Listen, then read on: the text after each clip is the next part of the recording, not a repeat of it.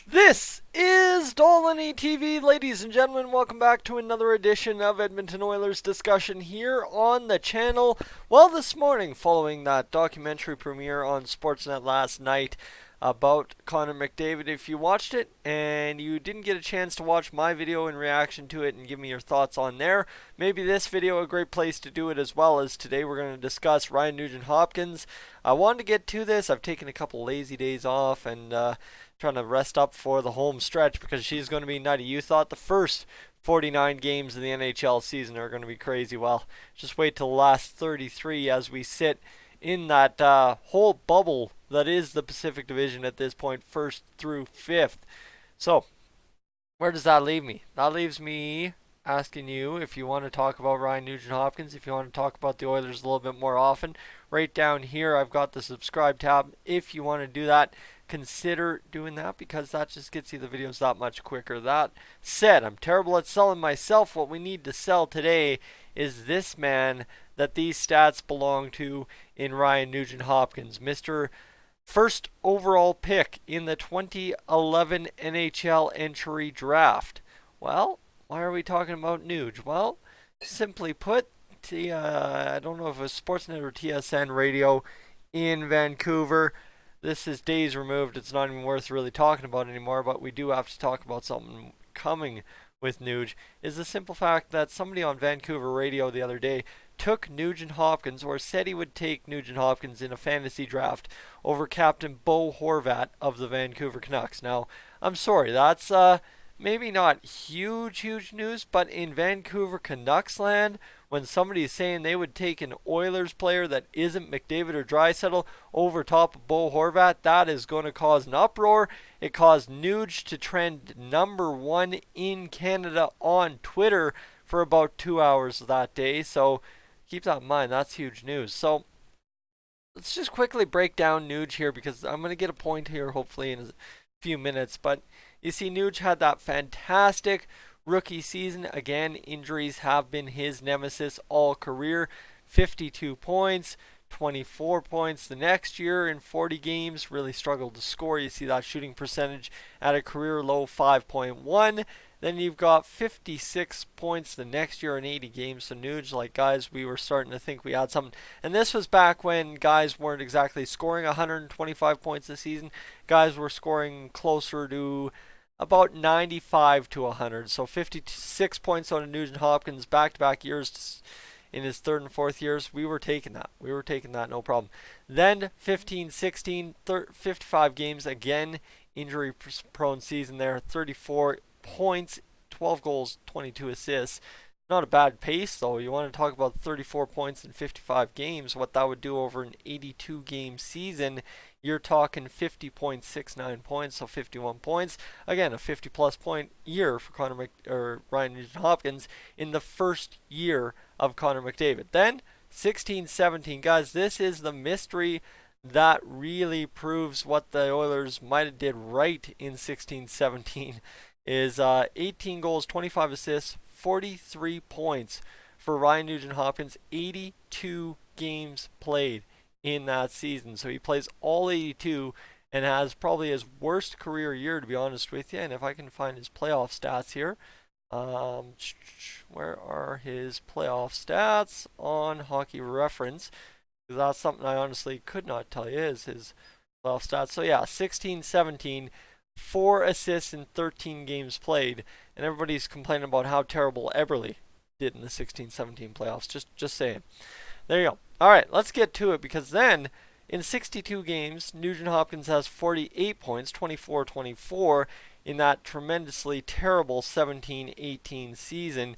You do the points average there, the 82 CPA, and you've got a 63-point campaign on Nugent-Hopkins. Fantastic year. Fantastic year. Then, you know what? Last year, guys, the emergence. His career year, the absolute dominance of Ryan Nugent-Hopkins in a supporting role to Connor McDavid and Leon Draisaitl. Sorry, I'm very tired. It was a late night getting that video up last night. 69 points total. Nice. 28 goals, 41 assists on the season. You know what? 82 games played. Again, see what happens when Nuge plays 82 games and scores lots of points, we don't make the playoffs. Had he scored 43, I'd been taking my chances. No, no, no. But you get my point. Now, this season for Nugent-Hopkins, 43 games in. If he were to play all 82, problem is he has already missed 6 games this season times 82 games. He's on pace for 62 points, all said, all in, all done. And what you look here for Nugent-Hopkins, guys, this is maybe the column you should be looking at to the right of your screen, the face-off percentage. Never have I ever, Nugent-Hopkins says, prior to this year, been a 50+% face-off man. In his 26-year-old year, he's a 51.1 in the face-off dot. There you go. That's the stat you need to know. That's a big improvement all of a sudden for that second line that we've had this season. And obviously it didn't translate right away, but an extra couple of face-off wins sure has started translating for the Oilers as of late. He's blocking shots again. He's not hitting the body as much as maybe he has over the course of his career. Some seasons up there, 92, 72, 69 hits, right? Oh, bless me. But even at that, compared to his full seasons, oh, pardon me, he's on pace for about career average takeaways and career high takeaways, and about the higher end of his giveaways, but you account for the injury seasons and it's probably right around middle pack. And what else am I looking at? His shooting percentage, guys. I know a lot gets made of the Oilers having high shooting percentages. Nuge right there in that happy zone for the past 3 years. 13.1, has 13 goals this year, 20 assists. That's fantastic. Now, shall we get to my point? My point being, is this not a guy you just sit here and say, well, we could spend that cap better elsewhere? Because there is one component to Nugent-Hopkins that never shows up in the stat sheet, and it's a guy that hasn't complained, a guy that hasn't gone out there and said this or that about how terrible the franchise is, a guy who hasn't. He's been a good soldier, and you can't trade a good soldier because, guys, simply put, Nugent-Hopkins is the life and blood of the Edmonton Oilers. You can make as much as you want about Draisaitl and McDavid, everything like that, but think about it this way, right? Nuge has suffered more than any tenured Oiler ever has with this franchise at this point. All the way back since the first game of 2011. And he's still here. And if you want to wonder why he's still here, because the guy he is, the player he is, the production he brings on a second line role behind McDavid. And third to that, of course, guys, being that good soldier. Trust me, that is invaluable. A player like that, oh yeah, you could go out there and get a pretty good defenseman or 2 good wingers for Nugent-Hopkins, but then you'd have a gaping hole in your second line, in your team, all around, based on those 3 criteria, right? The guy he is, the production, and being the good soldier. Is you can't replace that. No matter who you bring in for Nugent-Hopkins, similar to what you did trading Eberle for Strome, you're not going to get a fair deal. And that's tough. I know for a lot of Oilers fans, it's a very big temptation to sit there and say, "Oh man, we got somebody of value. Like we can get something better with that value." No, track record has proven you absolutely can't. Right? Obviously, anyone wants to look further. We got something of value. Let's get some value back before it causes us problems.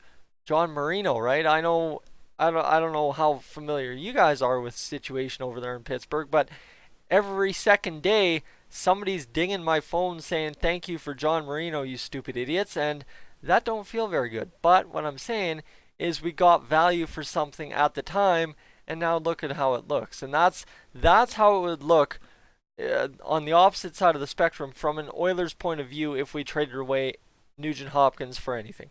Is you just can't trade a guy like that who's so invaluable to your team and so important to what the team is becoming and has been.